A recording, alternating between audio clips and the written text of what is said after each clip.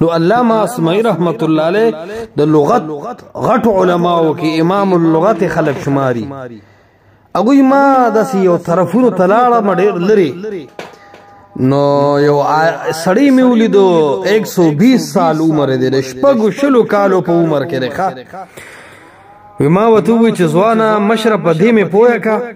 چې 120 سال عمر دی د دس نیغ روانه او کار کې د سی حساب کتاب دی نو هغه ته وی چې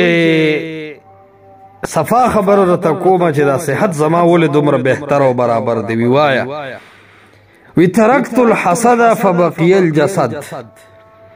ما دا حسد پر اخره د خلکو سره بغض او حسد دول بنگله جوړ کړاو دول گاډي واغستو دیول حجر لاړو د دول دا کاروبار په مخ کې روان دی او دول هغه ځمکه اغسته دا او دول ځان ته ایسی لګولې دا د تول په یخنه کې ټری لګېدلې دی دا خبرې مې پرې خو دې ترکت الحسد فبقي الجسد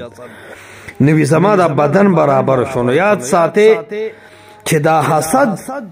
دا دن بدن کې کار کوي او ډیر لوی تباہی د انسان کی خو پویږي په سړی نه ځینو ډاکټرانو خيارو خلکو خو دومره پیری ویلي دي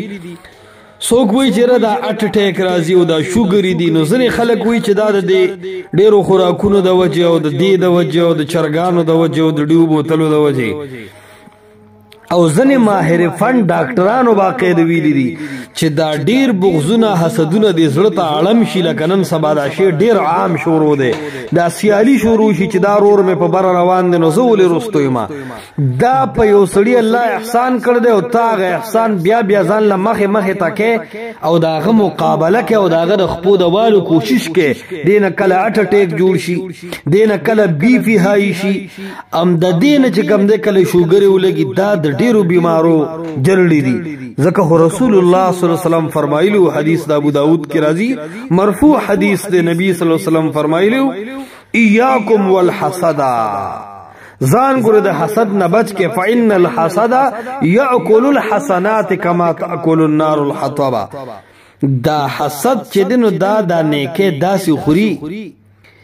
لکه بل ور چې د لرګي خوري په لک سات کې دی بټه ته چې تور شه د خلک بټه کی نو غټه دړګ دی او یا نه نو دی حسدونو نه سره جوړیږي بلکې خپل ځان کې کمال پیدا ک الله سبحانه و تعالی سره تعلق پیدا ک او د آخرت په فکر کې ولګا د دنیا د بنگلې او د دنیا د سیګانو د دنیا د خوراکونو ارسنه تیر شه د خپل رب سره ته تعلق جوړ ک او آخرت باندې خپل نظر کلک ک د دنیا د خلکو نه بده حسدونه او دا خبره ټوله ختم شي مونږ د دنیا زد سیاله ولي غستیو وجداد مونږ یو بل سره د آخرت مقابله پرې خدای الله سبحانه و تعالی فرمای سابقوا بالخيرات او کله فرمای وفي ذلك فليتنافس المتنافسون زد چکه منډه چې وې زور چې لګې نو د آخرت په ګټه کې ولګوا د الله پر رضا کې ولګوا دغه کې ډېر لوی خیر دی نو موږ د دنیا د پاره لګې دلیو د حسدونو تباہ او برباد کړو صحتونه هم ختم شو د جن په خوشالو باندې پوه نه شو او که څه خوشحالي راشي نو د هغه په ځای په پزلونو کې دومره حسدونه ورننوتی دي چې په خوشاله باندې پوه نه شو